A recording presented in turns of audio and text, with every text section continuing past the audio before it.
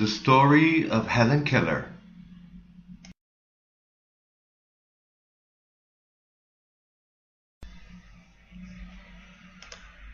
Listen and then read aloud.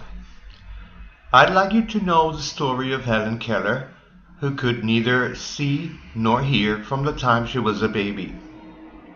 Yet the brilliant girl was able to overcome all those handicaps, to graduate from a college with honors and become a useful citizen.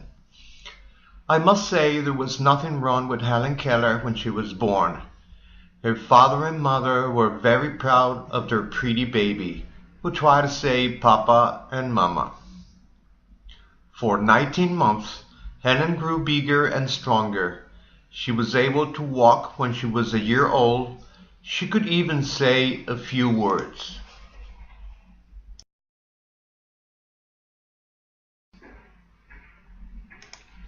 But one day the child fell ill. She must have been very ill. For days she was laid up with a high fever, and soon her parents learned that their darling would never be able to see and hear. The little child was now doomed to a life of silence and darkness. She could not hear what was told her, and she did not know how to talk. She was unable to play with other children. When Hellen was 6 years old, her parents took her to Baltimore and then to Washington to see famous doctors and find out if they could do something to make her hear and see again. But the doctors could not do anything. The child was hopelessly deaf. Dr. Bell told the Kellers they should address the Perkins Institution for the Blind in Boston and ask if they could send someone to help the child.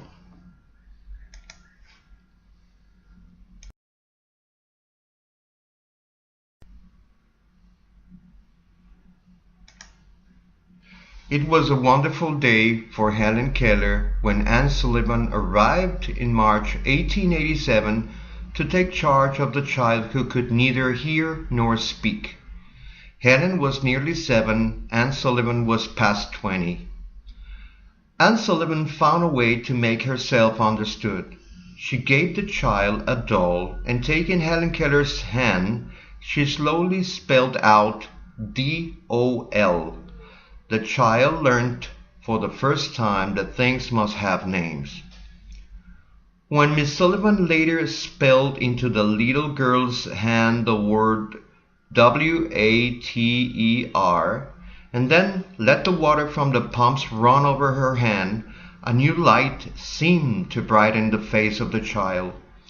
During the next 3 months, she learned 300 words and could even put some of them into sentences.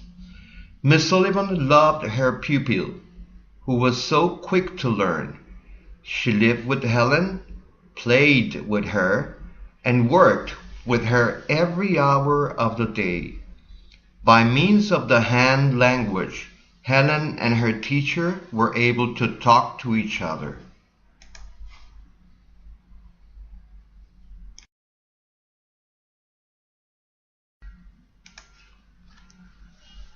Hellen learned to read books that were printed for the blind with raised letters. She also learned to use a typewriter to write what she wanted to say. When Hellen was 10, she was determined that she would learn to speak. At first, she learned only the sounds of the letters of the alphabet, but soon she was able to say words and sentences. In the story of her life, Hellen Keller writes, "I shall never forget the surprise and delight I felt when I uttered my first connected sentence. It is warm."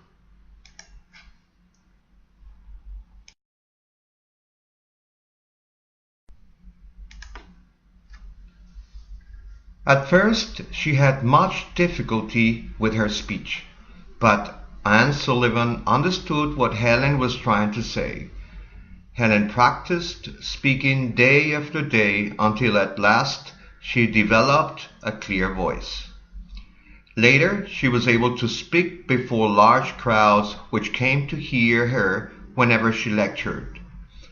At the age of 20, Hellen Keller passed all the difficult entrance examinations to Radcliffe College.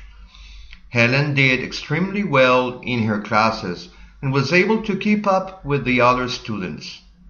Hellen wrote "The Story of My Life" while she was in college. In her writings and lectures, Hellen did everything she could to help and encourage others who were blind.